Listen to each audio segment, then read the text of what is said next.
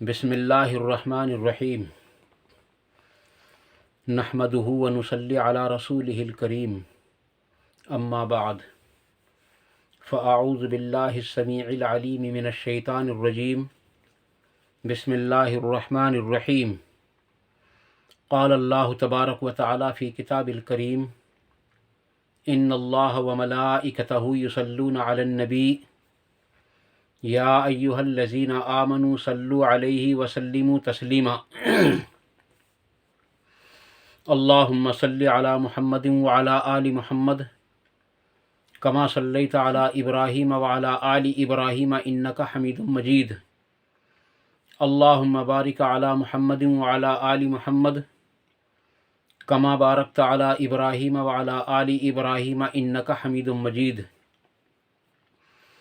رب اشرح لی صدری ویسر لی امری واحلل عقدۃ من لسانی یفقہوا قولی ربنا آتنا فی الدنیا حسنۃ وفی الآخرۃ حسنۃ وقنا عذاب النار ربنا آتنا من لدنک رحمۃ وہیئ لنا من امرنا رشدا لا الہ الا انت سبحانک انی کنت من الظالمین حسبنا اللہ ونعم الوکیل یا حی یا قیوم برحمتک استغیث لا حول ولا قوة الا باللہ العلی العظیم۔ اللہ تبارک و تعالیٰ نے قرآن کریم کے ذریعے اور نبی صلی اللہ علیہ وسلم نے احادیث نبویہ کے ذریعے ہم سب کو جو طریقہ زندگی بتلایا ہے وہی سب سے بہتر اور سب سے اعلیٰ طریقہ ہو سکتا ہے۔ اس طریقے سے ہٹ کر ہم جو بھی کام کریں گے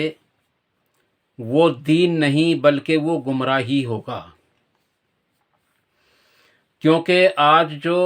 ہم آپ کے سامنے چند بات پیش کرنا چاہتے ہیں وہ مردے کو ایصال ثواب کے اعتبار سے آپ کے سامنے کچھ باتیں رکھنا چاہتا ہوں میں، اور وہ چند باتیں وہ کیا ہیں؟ ایصال ثواب کے متعدد طریقے ہیں جو ہمارے یہاں مسلمانوں میں، ایمان والوں میں، اور اپنے آپ کو ان لوگوں کے اندر جو اپنے آپ کو پکے موحدین بھی کہتے ہیں، سمجھتے ہیں، وہ بھی ان طریقوں میں گرفتار ہیں اور انہی طریقوں میں پھنسے ہوئے ہیں، حالانکہ وہ جانتے ہیں کہ یہ جائز نہیں ہے، لیکن پھر بھی گھر والوں کی وجہ سے، پھر بھی دوست و احباب کی وجہ سے، پھر بھی رشتہ داروں کی وجہ سے، ان کی وجہ سے وہ کسی نہ کسی بدعت میں ایسی میں ملوث ہو جاتے ہیں جس میں مردے کو ثواب تو کیا ملے گا، بلکہ اس میں احتمال یہ ہے کہ اگر مردے کی اس میں مرضی ہو تو اس کو گناہ بھی ملے گا، ثواب نہیں ملے گا اس کو۔ بلکہ بخاری مسلم کے اندر جو مردے کو ثواب پہنچانے کے طریقے آئے ہیں ان میں سے سب سے پہلا اور سب سے افضل طریقہ جو ہے اور سب سے اہم جو طریقہ ہے وہ ہے نماز جنازہ۔ ایک ایمان والے کے دوسرے ایمان والے پر جو حقوق ہیں 5 یا 6، میں نے ایک ویڈیو میں آپ کے سامنے مختصر انداز میں وہ آپ کے سامنے پیش کر دیے ہیں۔ ان میں سے ایک حق میں نے یہ بھی بیان کیا تھا کہ جب ایمان والا کوئی انتقال کر جائے، جب ایمان والا کوئی مر جائے تو اس کے جنازے میں شریک ہونا یہ ایک ایمان والے کا دوسرے ایمان والے پر حق بنتا ہے، اور شریک ہونے کا مطلب یہ ہے کہ اس کے جنازے کی نماز میں شریک ہو، اس کے لیے دعائے مغفرت کرے اور اس کے لیے استغفار کرے، اور قبر پہ جا کر اس کے لیے جو سوالات ہوں ان سوالات کے اندر جو ہے ثابت قدمی کے لیے اس کے لیے دعا کرے۔ یہ چیزیں حدیثوں کے اندر ملتی ہیں عزیز دوستو۔ البتہ اجتماعی طور پر جو مردے کے لیے دعا کی جاتی ہے وہ صرف جنازے کی نماز ہے، اس کے سوا شریعت نے جمع ہو کر اجتماعی دعا کسی بھی حال میں مردے کے لیے کرنے کی کہیں سے کہیں تک بھی کوئی نہ حدیث ملتی ہے اور نہ قرآن کریم کی کوئی آیت ملتی ہے، اور نبی علیہ السلام کے زمانے میں नबी अलैहिस्सलाम के ज़माने में बेशुमार सहाबाए किराम रज़ी अल्लाह ताला अन्हुम अजमाइन जो हैं वो जो है दुनिया से रुखसत हुए हैं और जो है उन्होंने वफ़ात पाई है, लेकिन नबी सल्लल्लाहु अलैहि वसल्लम ने किसी एक की भी ना कभी कुरान ख़वानी की, ना कोई तीजा किया और ना कोई 10वां किया और ना कोई 40वां किया और ना कोई बरसी की। किसी का कुछ नहीं किया, ना किसी की फातिहा आई और ना किसी के लिए खुसूसी तौर से दरूद पढ़ा गया। अलबत्ता अजीज़ दोस्तों, अगर किसी का दिल चाहे, जब चाहे, जहाँ चाहे, वो मुर्दे की तरफ से जो है कुछ पढ़कर उसके लिए दुआ कर सकता है, कुछ अल्लाह के रास्ते में देकर यानी उसके सबब से उसके लिए दुआ मग़फ़िरत कर सकता है। इसमें कोई मज़ायक़ा नहीं है। आज हमारे यहाँ जनाजे की नमाज का तो ये हाल हो गया है कि जनाजे की नमाज तो वो नमाज रह गई है जिसका शरीयत में कोई सबूत ही नहीं है। सबसे पहले जो शरीयत में कहीं नहीं मिलता कि जनाजे की नमाज में सना है, लेकिन अजीज़ दोस्तों सना तो पढ़ा ही जाता है, उसमें एक लफ्ज़ और भी मिलाया गया है जो बिल्कुल एकदम अलग है। वो सना के अंदर भी मौजूद है, वला इलाहा गैरुक से पहले वजल्ला सनाऊ का। अफसोस ये है कि ये पता नहीं चला कि ये लाए कहाँ से हैं इसको। जनाजे की नमाज का जो तरीक़ा हदीस के अंदर है वो सिर्फ़ यही है कि पहली तकबीर के बाद चाहिए कि वो जो है वो सूरह फातिहा पढ़े और सूरह फातिहा के बाद उसके बाद में कुरान करीम की जो सूरत चाहे, जो आयात चाहे उसमें से पढ़े। ये पहली तकबीर है। और दूसरी तकबीर के बाद जो अल्लाह के नबी सल्लल्लाहु अलैहि वसल्लम से तरीक़ा मनक़ूल है, वो तरीक़ा है कि अल्लाह के नबी सल्लल्लाहु अलैहि वसल्लम पर दरूद पढ़े। अब दरूद भी एक घड़ा हुआ ला करके रख रखा जो है मतलब जनाजे की नमाज में। बुखारी मुस्लिम की हदीस है कि दरूद कौन सा पढ़े? वही दरूद पढ़े जो दरूद इब्राहीमी है। और दरूद कौन सा पढ़े? जो दरूद अत्तहियात के बाद जो है पढ़ा जाता है नमाज के अंदर, उसी दरूद को पढ़े। यही दरूद सबसे अफजल है। इसके सिवा अगरचे कितने ही दरूद हों और कितने ही दरूद घड़ रखे हों, अगरचे वो दरूद तुंजीना के नाम से हो या दरूद ताज के नाम से हो या और कोई नाम रख रखा हो दरूद का और उसके बेशुमार फ़ज़ाइल बयान कर रखे हों, अज़ीज़ दोस्तों हदीस से कोई साबित नहीं। सबसे अफजल, सबसे आला, सबसे बेहतरीन दरूद वो है जो अल्लाह के नबी सल्लल्लाहु अलैहि वसल्लम की मुबारक ज़बान से निकले हुए यानी कि मुबारक कलिमात हैं। वो हैं अल्लाहुम्मा सल्लि अला मुहम्मदिन व अला आलि मुहम्मद कमा सल्लैता अला इब्राहीम व अला आलि इब्राहीम इन्नका हमीदुम मजीद। अल्लाहुम्मा बारिक अला मुहम्मदिन व अला आलि मुहम्मद कमा बारकता अला इब्राहीम व अला आलि इब्राहीम इन्नका हमीदुम मजीद। चाहे वो जनाजे की नमाज हो, चाहे वो फ़र्ज़ नमाज हो, चाहे वो सुन्नत नमाज हो, चाहे वो नफिल नमाज हो, चाहे जौन सी नमाज हो, चाहे जौन सा मौका हो, चाहे जहाँ हो, सबसे अफजल, सबसे ऊंचा दरूद यही है। इससे बढ़कर कोई दरूद नहीं हो सकता। इसलिए अजीज़ दोस्तों, हम ज़्यादातर इसी दरूद को अपना नस्बुल ऐन दस्तूरुल अमल बनाएं, क्योंकि यही दरूद है जो नबी सल्लल्लाहु अलैहि वसल्लम की ज़बान से निकला है। इसलिए जनाजे की नमाज़ों के अंदर भी हम इसी दरूद को पढ़ें। और जनाजे की नमाज में पहली तकबीर के बाद जो है सूरह फातिहा पढ़ें और उसके बाद कुरान करीम की कोई और सूरत पढ़ें, फिर दूसरी तकबीर कहें और उसके बाद में क्या करें कि इसी दरूद को पढ़ें जो मैंने आपके सामने अभी अभी जिक्र की है। फिर तीसरी तकबीर कहें। तीसरी तकबीर के बाद एक दुआ है, वो है अल्लाहुम्मा अग़फ़िर लिहय्यिना व मय्यतिना व शाहिदिना व गाइबिना व सगीरिना व कबीरिना व ज़करिना व उनसाना। इस दुआ को याद करने की कोशिश करे हर आदमी, क्योंकि हमारे ईमान वाले भाइयों के अक्सर व बेशतर जनाजे की नमाज भी याद नहीं है। अजीज़ दोस्तों, ये बड़ी जामे दुआ है। इसमें 8 चीज़ों का जिक्र है इस पहले हिस्से में। इस दुआ के 2 हिस्से किए गए हैं। اس کے اندر آٹھ قسم کے انسانوں کے لیے دعائے مغفرت کی گئی ہے۔ کن کے لیے؟ سب سے پہلا اللہم اغفر، اے اللہ مغفرت فرما دے، اللہم اغفر لحینا، ہمارے تمام زندوں کی مغفرت فرما۔ ابھی مردے کا ذکر نہیں، سب سے پہلے زندوں کے لیے مغفرت کی دعا کی ہے۔ یہاں یہ بھی پتہ چلتا ہے کہ جب جنازے کی نماز میں سب سے پہلے زندوں کی مغفرت کے لیے دعا مانگی جا رہی ہے، تو پھر میت کے لیے اجتماعی طور پر نماز سے الگ اور نماز ہی سے نہیں بلکہ شریعت سے ہٹ کر کون سی دعا ہو سکتی ہے؟ عزیز دوستو، کوئی دعا نہیں ہو سکتی۔ ہاں، انفرادی طور پر ہم کسی کے لیے بھی ہاتھ اٹھا کر کے دعا کریں، وہ اللہ تبارک تعالیٰ سے جو ہے امید ہے کہ وہ اس کی دعا کو قبول فرما لے اور میت کے ساتھ کچھ جو ہے آسانی کر دے، وہ جو ہے وہ بات ایک الگ ہے۔ عزیز دوستو، سب سے پہلی چیز، اے اللہ ہمارے تمام زندوں کی مغفرت فرما، یہ تمام زندوں کے لیے ہے۔ اور پھر ومیتنا، اور ہمارے تمام مردوں کی مغفرت فرما، مخصوص اس کے لیے نہیں ہے بلکہ تمام تر جتنے لوگ دنیا سے ایمان والے جا چکے ہیں ان سب کے لیے عمومی دعا ہے وہ، اے اللہ ہمارے زندوں کی مغفرت فرما اور ہمارے مردوں کی بھی مغفرت فرما۔ اور پھر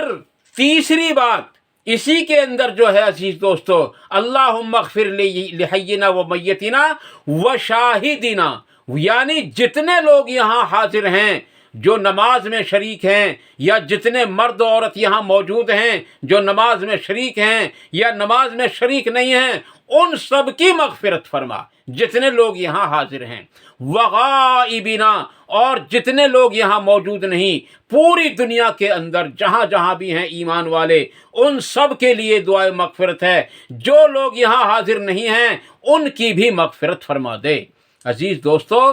کتنی جامع دعا ہے! اگر ہم اسی دعا کو نماز کے اندر بھی پڑھیں، نماز کے بعد بھی دعا مانگیں تو ہمارے لیے کتنی بڑی فضیلت کا باعث بن سکتی ہے، کتنے لوگوں کو نفع پہنچ سکتا ہے، زندوں کو بھی اور مردوں کو بھی، اور حاضرین کو بھی اور غیر حاضرین کو بھی۔ اس کے بعد ہے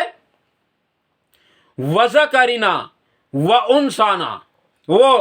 یعنی کہ اس کے بعد ہے کہ اللہم اغفر لحینا و میتنا و شاہدنا و غائبنا و صغیرنا و کبیرنا، یعنی ہمارے بڑوں کی بھی مغفرت فرما، جو مغفرت فرما ہمارے بڑوں کی، وہ زندہ بھی ہیں یا دنیا سے جا چکے ہیں ان سب کی، اور چھوٹوں کی بھی مغفرت فرما، چھوٹوں کی یعنی جو ہم سے چھوٹے ہیں ان سب کی مغفرت فرما، وذکرنا، اور تمام مردوں کی مغفرت فرما، وانثانا، اور تمام عورتوں کی مغفرت فرما۔ عزیز دوستو، اس دعا کو یاد کریں کیونکہ جنازے کی نماز کے اندر یہ دعا پڑھی جاتی ہے، اور ہر ایمان والے کو اس دعا کا یاد ہونا اس لیے ضروری ہے کہ جنازے کی نماز پڑھنا ایک ایمان والے کے اوپر حق ہے کہ وہ اپنے ایمان والے بھائی کے جنازے میں شریک ہو اور اس کے لیے دعائے مغفرت کریں۔ عزیز دوستو، اس کے بعد جو اس کا اگلا حصہ ہے، اللہم من احییتہ منا فاحیہ علی الاسلام ومن توفیتہ منا فتوفہ علی الایمان، اے ہمارے رب، اے اللہ، ہمیں جب تک تو اس دنیا کے اندر زندہ رکھے، جب تک ہم زندہ رہیں ہم اسلام پر قائم رہیں، اور جب ہماری موت آئے تو ہماری موت ایمان کے ساتھ ہو۔ یہ دعا ہے، بڑی جامع دعا ہے عزیز دوستو۔ یہ یہاں تک 3 تکبیریں ہو چکی تھیں، اب یہ چوتھی تکبیر کا نمبر ہے اس دعا کو پڑھنے کے بعد۔ اس دعا کو پڑھنے کے بعد چوتھی تکبیر کہیں اور اس کے بعد سلام پھیریں، اور کئی حدیثوں میں نے پڑھا ہے کہ جنازے کی نماز میں 5ویں تکبیر بھی ہے، 5ویں تکبیر کے بعد بھی کچھ اور دعائیں ہیں، ان دعاؤں کو پڑھنے کے بعد پھر اس کے بعد میں سلام پھیرے۔ اور جنازے کی نماز کیونکہ عام نمازوں کی طرح نہیں ہے، کیونکہ اس کے اندر رکوع نہیں، اس کے اندر سجدہ نہیں، اس کے اندر قومہ نہیں، اس کے اندر جلسہ نہیں، اور اس کے اندر کئی ساری چیزیں موجود نہیں ہیں، صرف قیام ہے یا رفع الیدین ہے یا اور چیزیں کئی ساری چیزیں اس کے اندر موجود ہیں اور کئی چیزیں نہیں ہیں، تو کیونکہ جنازے کی نماز بالکل الگ ہے، اس لیے اس میں سلام بھی ایک طرف پھیرا جاتا ہے، یعنی صرف داہنی طرف سلام پھیریں۔ ہاں اگر کوئی دوسری طرف بھی سلام پھیرے، بائیں طرف بھی، تو اس پر کوئی اعتراض نہیں، کیونکہ کئی حدیثوں سے ملتا ہے کہ دونوں طرف بھی سلام پھیرا جا سکتا ہے، مگر یہ چیز ملتی ہے صحابہ کرام سے، نبی اکرم صلی اللہ علیہ وسلم سے یہ چیز نہیں ملتی، اور نبی اکرم صلی اللہ علیہ وسلم سے صرف ایک ہی طرف کو سلام پھیرنا ملتا ہے۔ اس لیے عزیز دوستو، یہ جنازے کی نماز کا مکمل کیا مختصر طریقہ میں نے آپ کے سامنے بتا دیا ہے، اور یہی چیزیں ہیں جو کہ مردے کو ایصال ثواب کے لیے ہم پہنچا سکتے ہیں۔ اور یہ جو طریقہ ہے نا، جو ہم نے آج رائج کیا ہوا ہے، آج ہمارے معاشرے کے اندر رائج جو طریقہ ہے کہ اسی دن، تیسرے دن، پہلی جمعرات کو، 10ویں دن، 40ویں دن جو قرآن خوانی ہوتی ہے، قرآن پڑھا جاتا ہے، اکٹھے ہو کر پڑھتے ہیں۔ عزیز دوستو، جو احناف کی جو مین کتاب ہے، اس کے اندر بھی یہ مسئلہ لکھا ہوا ہے کہ قرآن کریم کو پارا پارا کر کے جماعت کے ساتھ پڑھنا مکروہ تحریمی ہے۔ اگر کسی کو حوالے کی ضرورت ہو تو میں انشاءاللہ تعالی اس کا حوالہ بھی دے دوں گا۔ اس کے علاوہ چاروں ائمہ کا ایک فتویٰ میں اور بھی بتائی دیتا ہوں۔ اس کے بعد جو کھانا کھایا جاتا ہے، جو مردے کی طرف سے ایصال ثواب کے نام پر کیا جاتا ہے، یا مہمانوں کو بلا کر وہ کھانا کھلایا جاتا ہے، چاروں ائمہ کا اتفاق یہ ہے کہ اس کھانے کے حرام ہونے میں کوئی شک اور شبہ باقی نہیں ہے۔ اس لیے عزیز دوستو، اس کھانے سے بھی پرہیز کریں۔ وہ کھانا صرف غریب آدمیوں کا ہے، مفلسوں کا ہے، محتاجوں کا ہے، بیواؤں کا ہے، یا کسی ایسے مسافر کا ہے جو بھوکا ہو۔ سائلوں کا کھانا ہے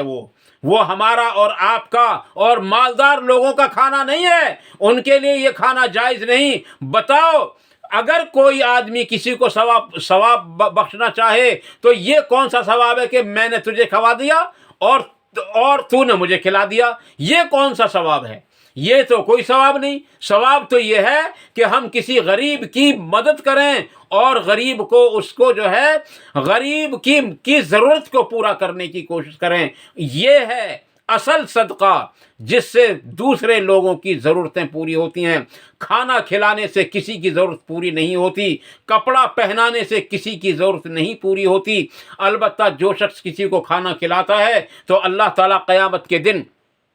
اس کو بہترین کھانا کھلائے گا، اور جو شخص کسی کو لباس پہناتا ہے تو قیامت کے دن اللہ تعالیٰ اس کو بہترین لباس پہنائے گا۔ لیکن اصل صدقہ جو ہے عزیز دوستو، وہ ہے سامنے والے کی ضرورت کو پوری کرنا۔ بعض لوگ کہتے ہیں کہ جی گوشت کا صدقہ زیادہ بہتر ہوتا ہے۔ میں کہتا ہوں گوشت سے بہتر صدقہ ہے پیسہ اس کو نقد دیا جائے، کیونکہ جب تم کسی کو 1 کلو گوشت دو گے خرید کر 250 روپے کا، تو 250 روپے میں وہ 4-5 دن سبزی بنا سکتا ہے۔ اس لیے عزیز دوستو، سب سے افضل جو صدقہ ہے وہ پیسہ ہے، اور پیسے سے ہر ضرورت پوری ہو سکتی ہے۔ مثلاً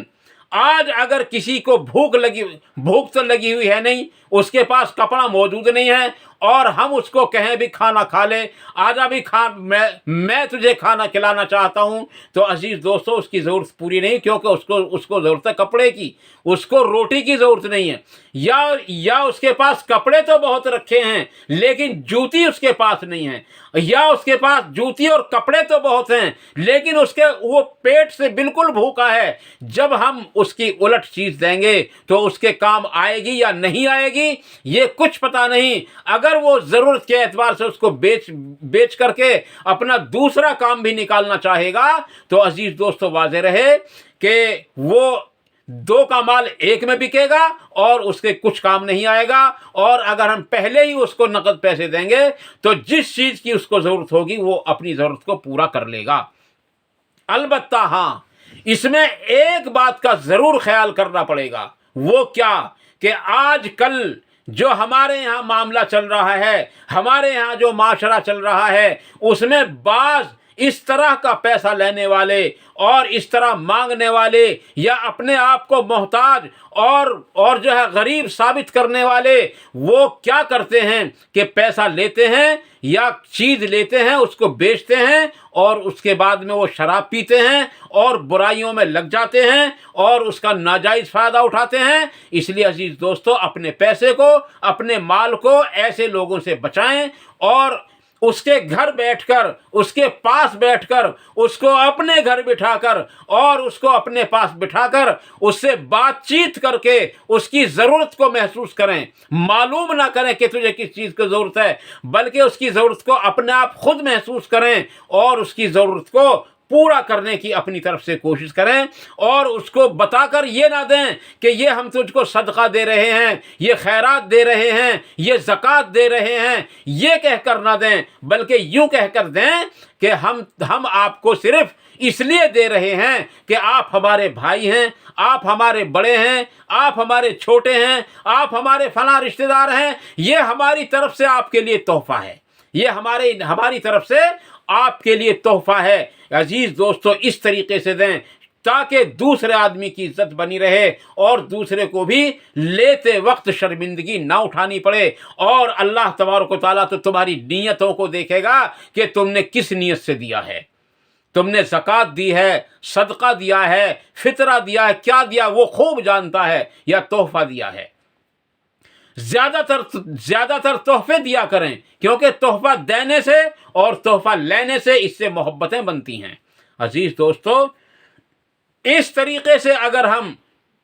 اپنے مردوں کو ثواب پہنچائیں گے تو ان کو ثواب پہنچے گا، اور اگر اس طریقے سے ہٹ کر ہم نے اور طریقے اختیار کیے، مثلا تیجے کا طریقہ، 10ویں کا طریقہ، 40ویں کا طریقہ، برسی کا طریقہ اگر ہم نے اس کو اختیار کیا تو مردے کو اس سے کوئی ثواب نہیں ملے گا، بلکہ الٹا اگر مردے کی اس میں مرضی ہوگی تو اس کو الٹا اور گناہ ہوگا اور وہ عذاب میں گرفتار ہوتا چلا جائے گا۔ اس لیے عزیز دوستو، ہم قرآن خوانی تو کروا سکتے تھے، لیکن اگر یہ نبی اکرم صلی اللہ علیہ وسلم کے دور سے ثابت ہوتی یا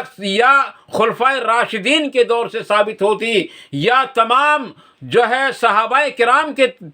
جو ہے دور سے جو ہے ثابت ہوتی تو ہم یقیناً قرآن خوانی کر سکتے تھے، لیکن کیونکہ نہ یہ نبی صلی اللہ علیہ وسلم کے دور سے ثابت ہوتی ہے اور نہ یہ صحابہ کرام کے دور سے ثابت ہوتی ہے، یہ کہیں سے ثابت نہیں ہوتی، اس لیے عزیز دوستو قرآن خوانی کا کوئی ثبوت قرآن اور حدیث کے اندر موجود ہی نہیں۔ اس لیے اس کا جو ہے پورا خیال رکھیں اور ہر اعتبار سے جو ہے اس بات کو جو ہے اپنے دل کے اندر جمائیں کہ ہمیں جو بھی کام کرنا ہے، جو بھی ہم کو چاہے نماز بھی پڑھنی ہو، چاہے ہمیں روزے رکھنے ہوں، چاہے قرآن پڑھنا ہو، اس میں ہم سب کو سنت طریقہ تلاش کرنا ہوگا۔